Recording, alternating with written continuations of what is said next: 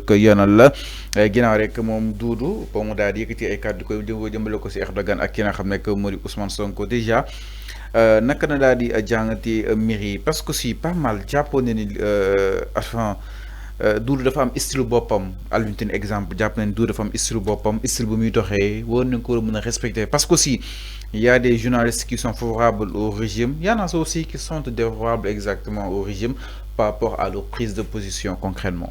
Oui, style boo amee style da ngay wax dëgg boo amee style da ngay wax dëgg. mais style bi moo attaque. non boo amee style Fallou est-ce que xam nga luy style. la manière dont il procède. voilà waaw son style en fait. voilà mais style boobu da nga koy lalu ci dëgg da ngay wax dëgg boo amee style da nga koy basé wax dëgg da ngay wax lu am da ngay bañ a di wax loo xamante ne bu subaa dañ lay xeebe wala ñu convoqué la en gardant même ton style tu peux garder ton style et dire la vérité et dire des choses yoo xamante ne yooyu moo am et par diffusion de fausses nouvelles. Tous les journalistes ont un style. Toi-même, tu as un style. Moi, j'ai un style. Tout le monde a un style. Mais ñi fi am ay style da nga gis ñu jàpp leen wala ñu convoqué leen pourtant ils sont là dans les médias ils gardent leur style kenn convoqué wu leen. Tu sais pourquoi? Ils ont assimilé seen style ak wax dëgg.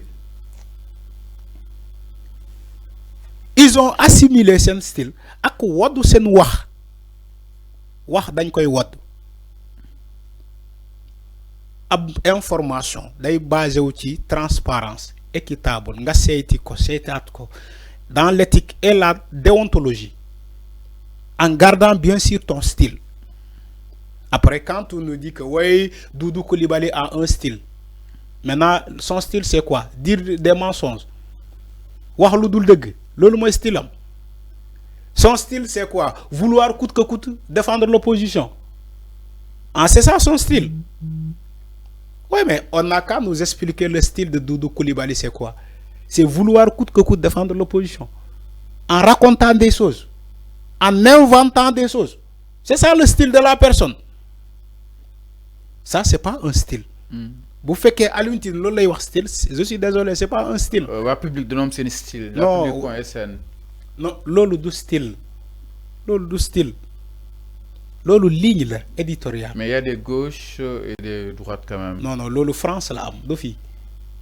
Loolu France la am. peut-être loolu la bëgg non ay extrême gauche extrême droite loolu France la am amul Sénégal arrêtez loolu amul Sénégal. bu leen ko andi Sénégal amul c'est faux. Il faut rectifier ces mots-là c'est faux c'est archi faux amul. Je suis désolé de le dire amul. alors mais au terme exactement de ce procès journalistes yi ñu bëri taxaw neen pour sàkku exactement sa libération. Oui bien sûr je suis d'accord avec journalistes yi sàkku sa libération parce que il faut défendre le corps la corporation je suis d'accord. Parce que parfois dañuy ne sa mbokk bu tooñee da nga koy faral ci penc mi boo leen wéetee nga wax ko dëgg yonent bi loolu la waa bu ñu demee ci yonent bi laaj ko ne ko yaa nabi sa mbokk bu tooñee looy def da nga ne sa mbokk bu tooñee da nga koy faral boo leen wéetee nga wax ko dëgg nga ne ko da ngaa juum yow yaa tooñ bu subaa moo xam ni que warul tooñi kenn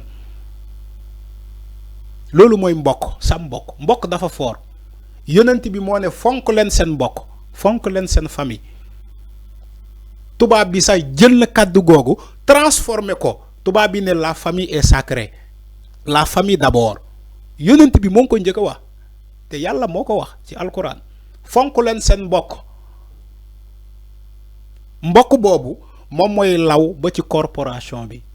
Tu vois les enseignants par exemple bu ñu jàppee seen naataango enseignant dañuy paralyser le système éducatif dañuy dem grève pour ñu libérer réclamer la libération de leurs camarades ou bien de leurs collègues.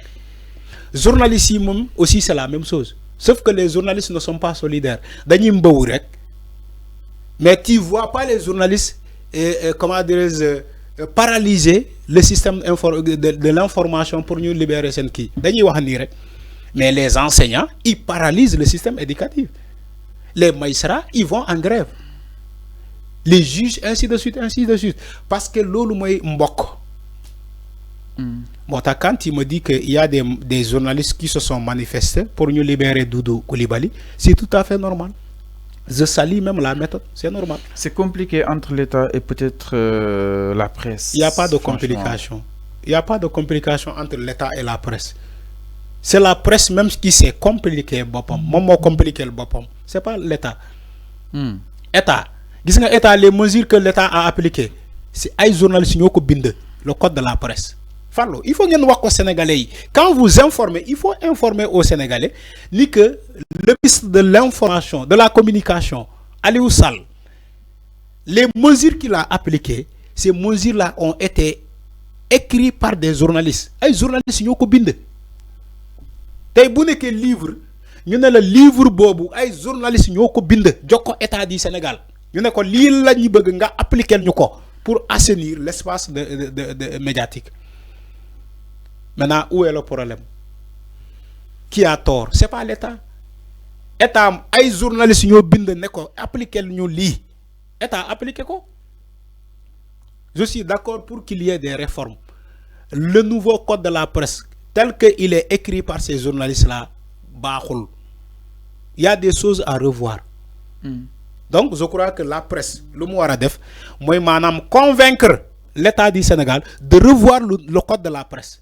Nous modifier les articles parce que nous, ils étaient arrogants. Les journalistes qui bindent le code de la presse, ils étaient arrogants. Donc, il faut revoir le code de la presse parce qu'il y a certains articles, il faut les corriger. Alors, non, exactement. Ça n'honore pas la presse. Parce que quand il dit que oui, pour qu'il y ait un rédacteur en chef, il doit avoir 10 ans d'expérience. Tu crois que 10 ans d'expérience, c'est pas petit. Il faut qu'il y ait 7 ans et quelques d'expérience. Non, ils étaient arrogants.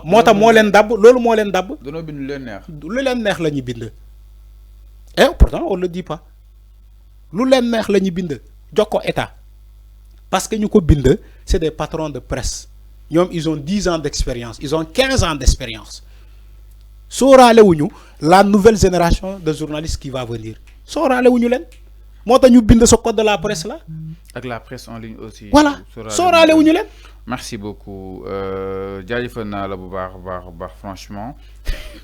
Sénégal neen ma faalu décision Cour suprême ngay xaar waaw fa lañ dem inshallah suñu paree léegi direct bi su jeexee jarul ngeen quitter restez avec nous parce que nous serons en direct à la Cour suprême pour attendre exactement son verdict. Merci. Enfin baa nga lay tàggatoo vite fait. Oui, di la jaajëf sénégalais yi ñu doon seetaan partout la diaspora et comme on le dit les Sénégalais